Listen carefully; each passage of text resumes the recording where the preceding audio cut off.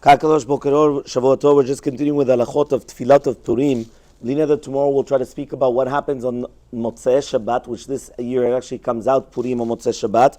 But first we're going to just speak about the general. So the general is that we say Al Hanissim in all the Tfilot of Purim, whether it's going to be Arvit, Shachrit, and Mincha. Now, even though the time of Arvit, it could be they still didn't read the Megillah, we're still going to come and say Al Hanissim.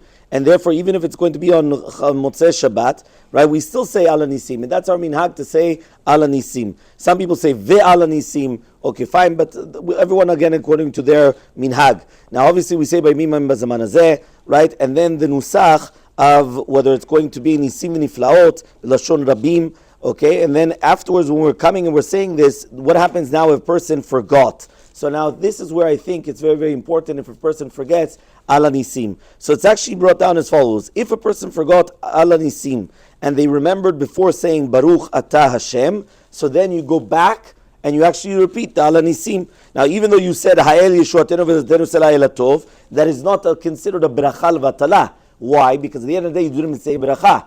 Right? So that's very, very important. Remember, the bracha is, you say Baruch Atah Hashem. The fact that you're going to come and you're going to mention Hashem's name not within a bracha, that is not called a bracha levatala. Now he says, but if you only remembered after Baruch Atah Hashem, you're not allowed to finish Lamedeni Chukecha, which means many times it happens if a person makes a bracha and then he realizes it could be levatala, he just says Baruch Atah Hashem, Lamedeni Chukecha. Here you cannot do that. The second that a person said Baruch Atah Hashem, that's it. He has to finish Atosh Michalochan Nodot, and then he finishes, right? And all the more so if you actually already said Atosh Michalochan Nodot, which is the actual bracha part, all the more so that he cannot go back. Now you're also not allowed to say between bracha and bracha, but rather you continue.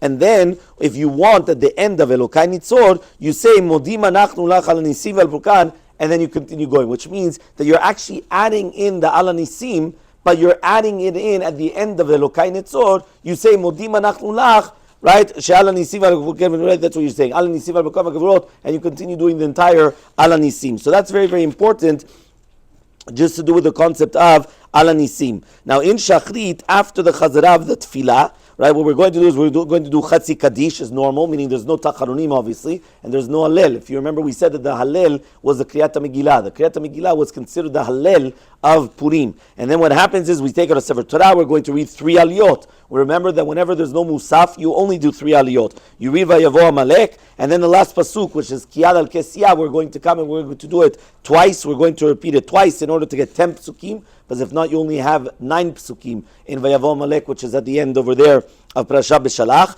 And then afterwards he comes and he says is that obviously we're not going to do Nefilat HaPayim, which is Tacharonim, not on the 14th and not on the 15th, and this is when we're going to read right now after the Kriyat HaMegillah, we're going to say Ashrei, right, and then right before, right, or we start the Uval Etzion, and then we're going to start right before Ve'ata Kadosh, you're going to start the Kriyat HaMegillah, and then we continue from there. So that's just the way of what we're doing it in the morning of Purim. Obviously afterwards we're going to have the special Tehillim of the day. We don't say the regular Bet Yaakov, and then we have the Kaveh as usual, and we finish the Tfilah. Bli Neder, again tomorrow we'll speak about what happens on Purim that comes out on Motzei Shabbat.